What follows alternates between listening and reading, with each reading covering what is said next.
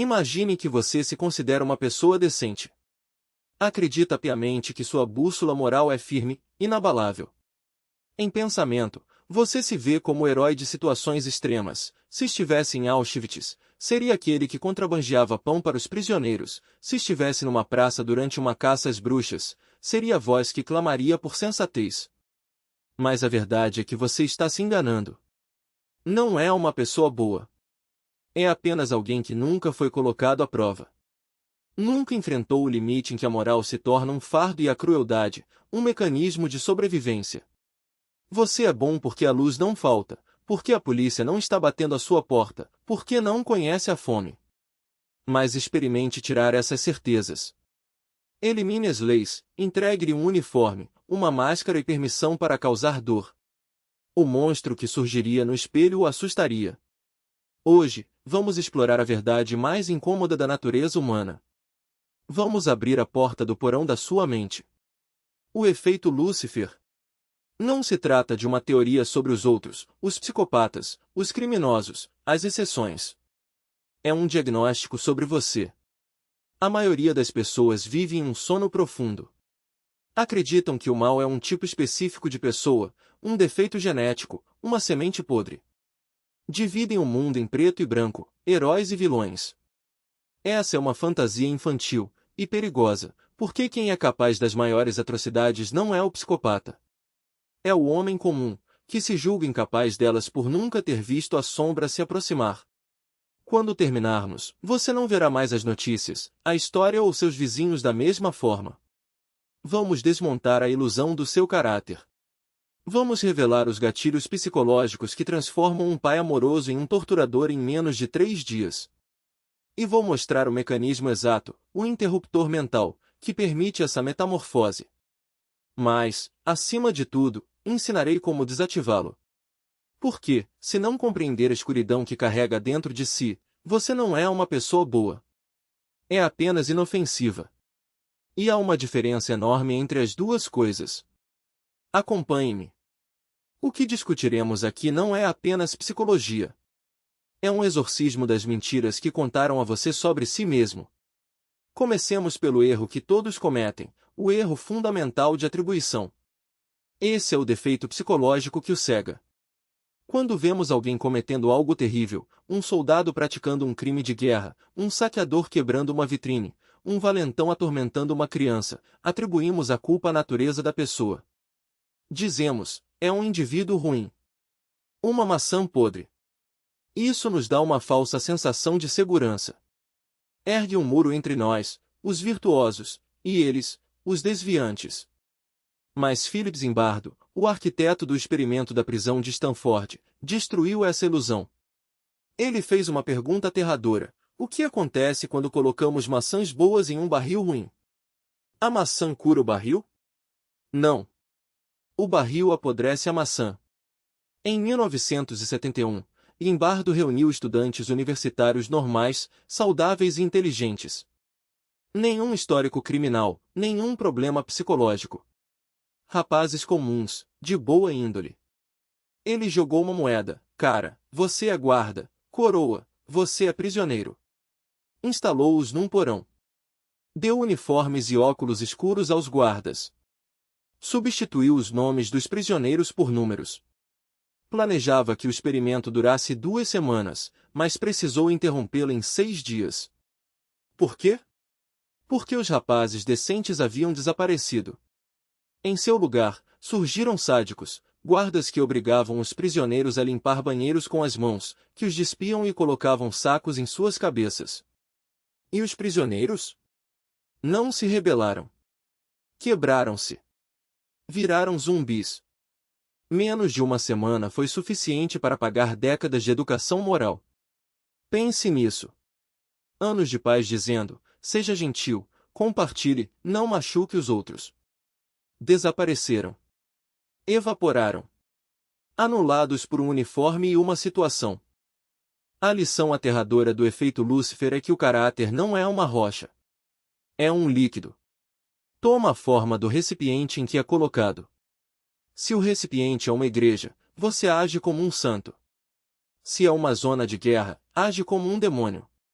Talvez você pense, isso não se aplica a mim. Tenho uma mente forte. Tem mesmo? Ou apenas passou a vida inteira em recipientes seguros? Nunca foi testado. Nunca sentiu fome, privação de sono, nunca ouviu uma autoridade dizer que machucar alguém é necessário pelo bem maior.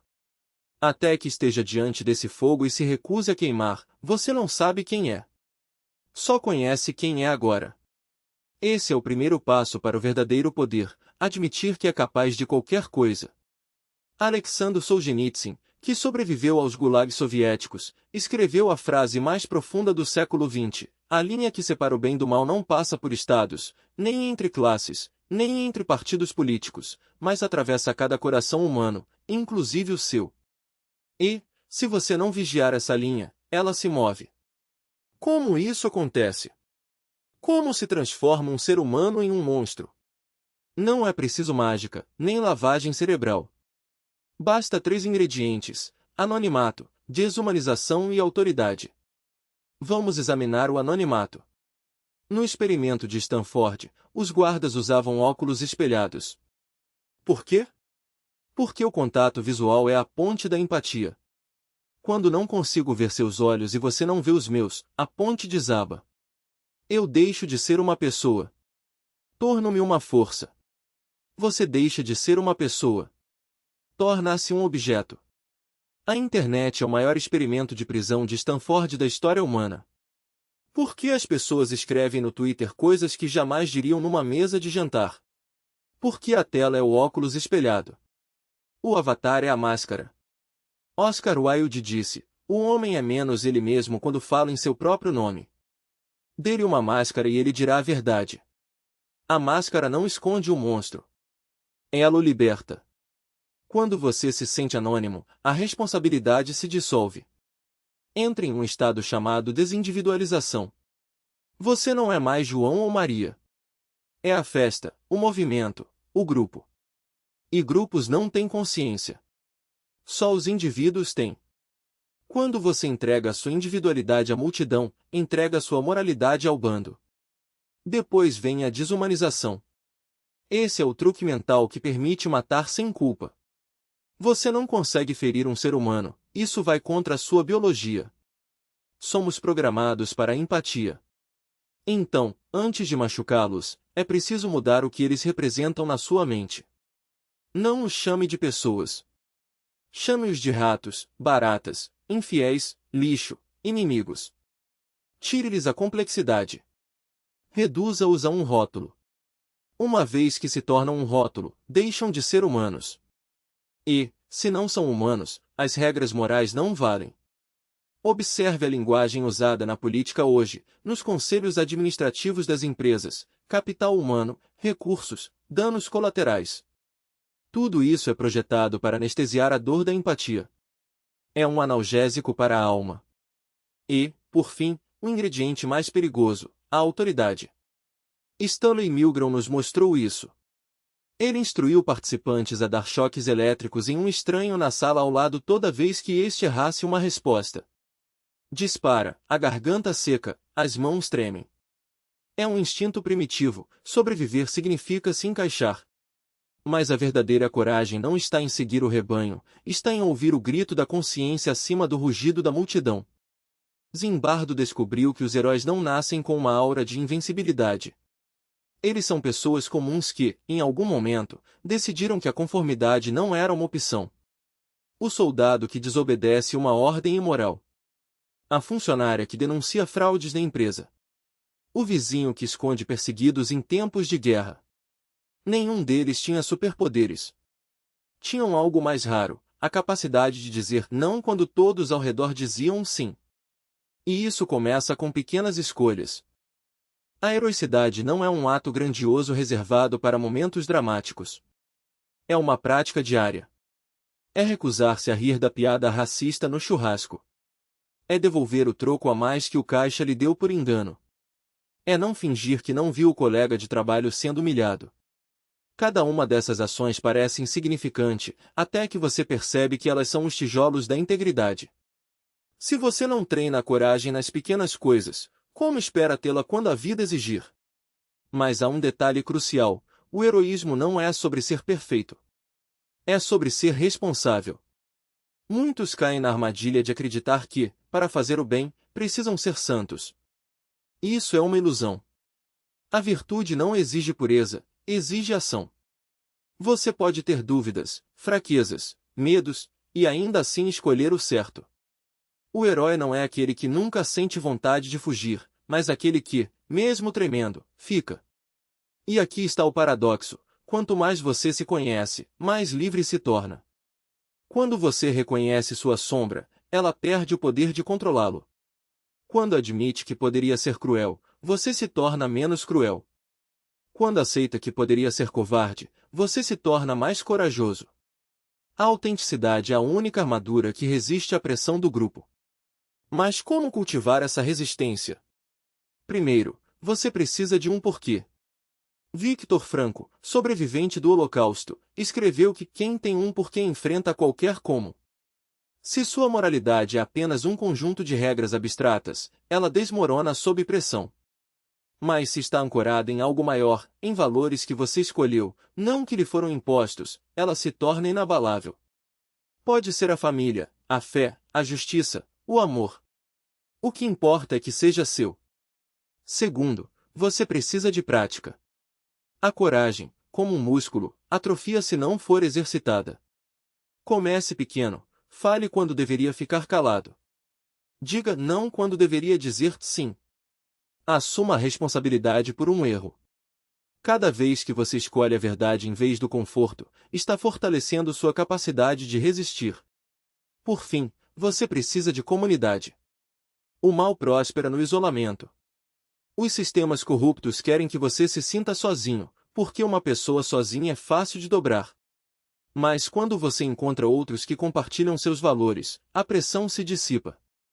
É por isso que ditaduras censuram a imprensa, proíbem reuniões e perseguem líderes comunitários. Elas sabem que a resistência nasce da conexão.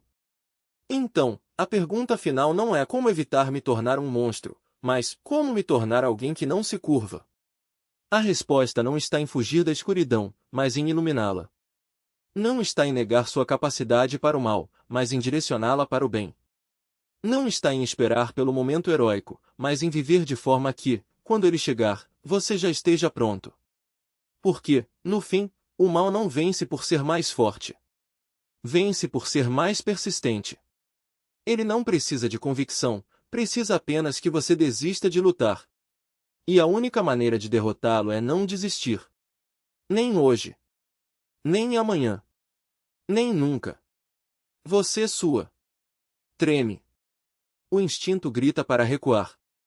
Mas é justamente aí que você precisa agir.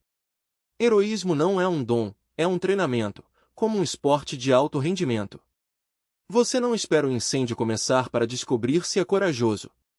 Você se prepara nos pequenos momentos, no heroísmo cotidiano. Quando ouve fofoca, você se junta ou interrompe a conversa. Quando vê alguém sendo humilhado nas redes, você passa adiante ou diz alguma coisa.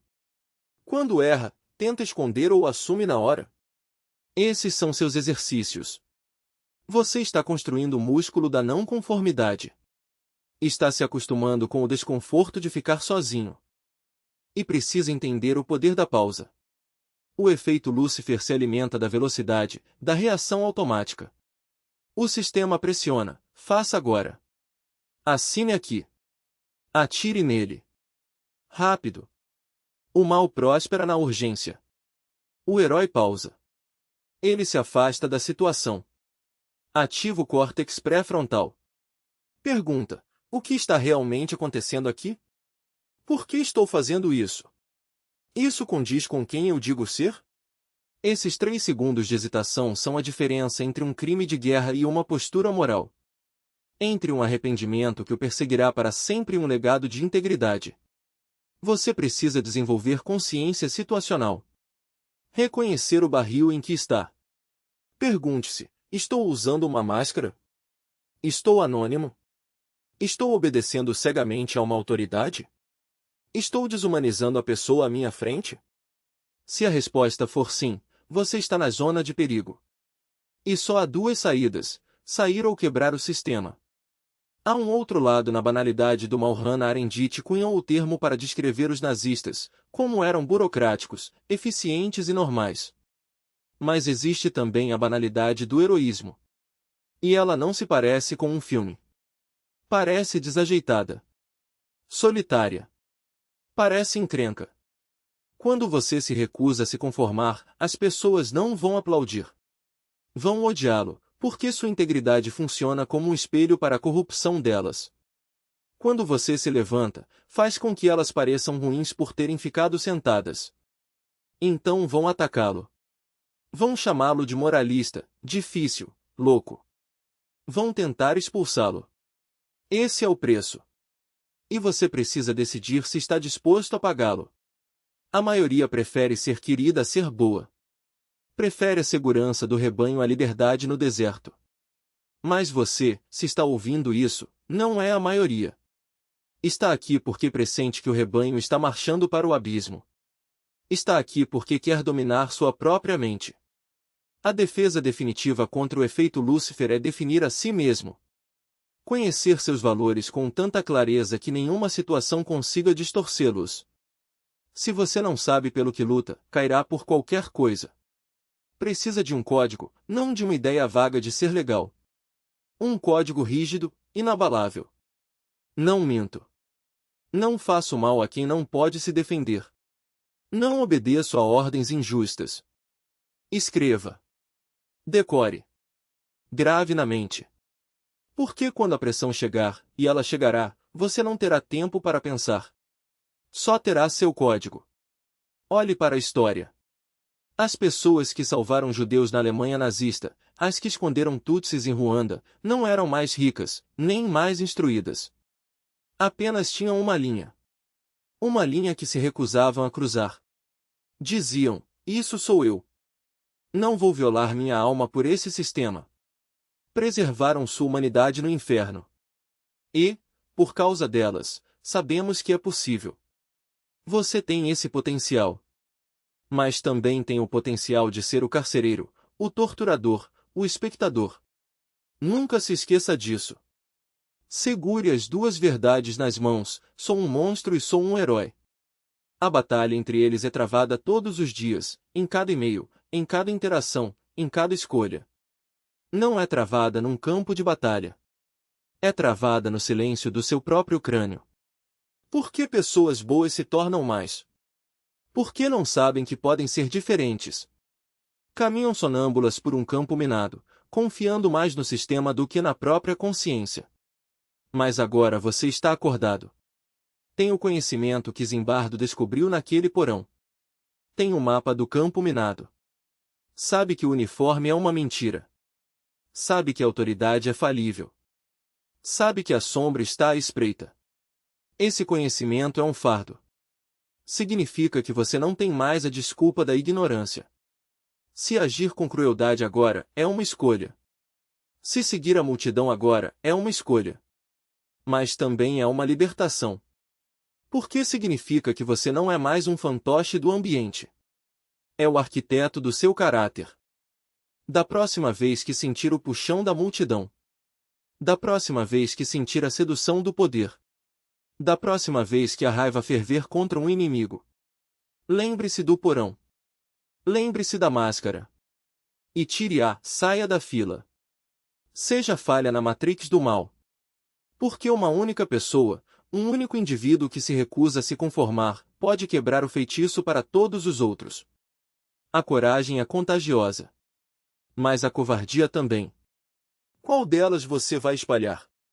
O mundo está ficando mais escuro. Os sistemas de controle estão ficando mais espertos. A pressão para se conformar está cada vez maior. Precisamos de monstros que aprenderam a ser anjos. Precisamos de você. Não do você legal. Do você perigoso, integrado, consciente. Aquele que conhece a escuridão e escolhe a luz mesmo assim. Se isso abriu seus olhos, entenda, isso é só a superfície. Há vídeos que não posso publicar para o público. Há aspectos da manipulação, das dinâmicas de poder e da natureza humana que são crus demais para os algoritmos. São suprimidos. São demonetizados. são escondidos. Essas verdades existem atrás do botão participar. Inscreva-se, se ainda não o fez. Mas se quiser o que está oculto, clique no botão participar e entre no nível arquiteto. Você desbloqueará vídeos exclusivos, sem censura, que mergulham nas partes mais profundas e proibidas da psique humana. A maioria não vai. Prefere a mentira. É esse o ponto. Mas você, eu o vejo do outro lado.